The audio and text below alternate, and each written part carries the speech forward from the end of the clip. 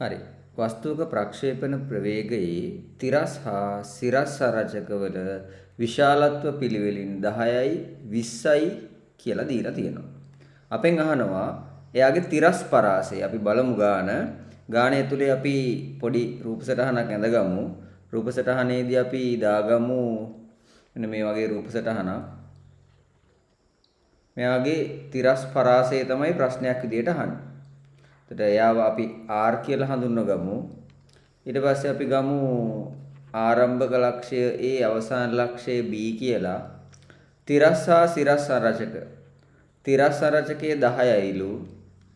තිරස් සරචකය 20යිලු. දැන් කොහොමද මේ ගාන හදන්නේ? තිරස් පරාසය තමයි අපිට හදාගන්න ඕන. අපිට හොයාගන්න ඕන. අපි බලමු ආරම්භයේදී A මට්ටමේ හිටිය කෙනා අවසානයේදී B මට්ටමේ, ඒ කියන්නේ එකම මට්ටමේ තමයි ඉන්නේ. ඒ කියන්නේ ඉහළට ගමන් කරපු ප්‍රමාණයම පහළට ගමන් කරලා තියෙනවා. ඒ කියන්නේ සිරස් විස්ථාපනය ශූන්‍යයි. ඒ හින්දා මම ඉහළට S සමානයි UT ධන භාගයක් AT වර්ගය කියන සමීකරණය භාවිතා කරනවා.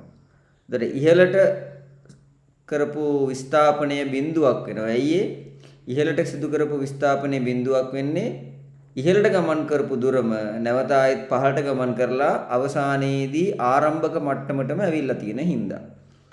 ඒ වගේම ආරම්භක ප්‍රවේගය ඉහළට 20යි. ඒ වගේම ගමන් කරපු කාලය නැත්තම් ගත කරපු කාලය අපි දන්නේ නැහැ. එයා t කියලා අපි හිතමු.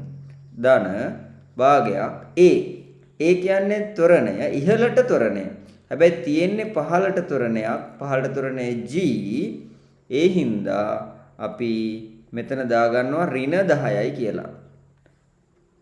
ඉහළට ත්වරණය තමයි අපිට ඕන. හැබැයි පහළට ත්වරණය තමයි අපි දන්නේ. ඒක 10යි.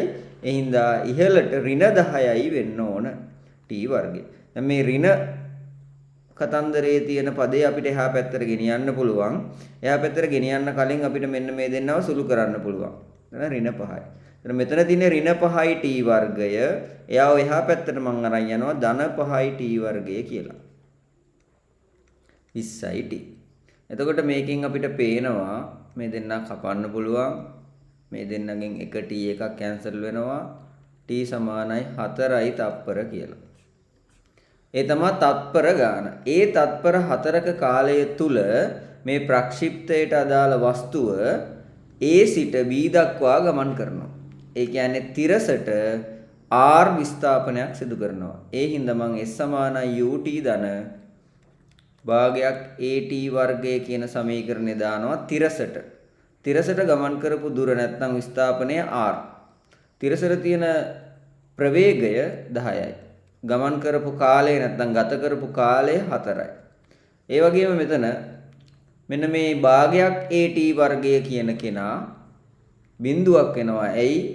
තිරසට ත්වරණය බිඳුව හින්දා. ත්වරණය බිඳුව හින්දා A බිඳුවයි බිඳුවෙන් ගුණ කරන ඕනෑම සංඛ්‍යාවක් බිඳුවයි. ඒ හින්දා මෙතන බිඳුවයි කියලා ලියන්න අවශ්‍ය නැහැ.